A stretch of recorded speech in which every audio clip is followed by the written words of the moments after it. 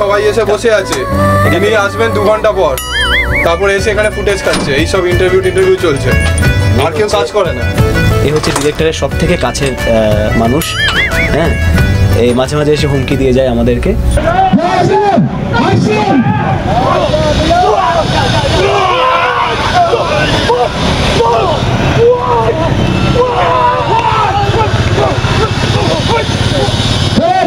কিন্তু তাড়াতাড়ি রেডি হয়ে না, তাড়াতাড়ি শুটিংটা শুরু করতে হবে তোমার।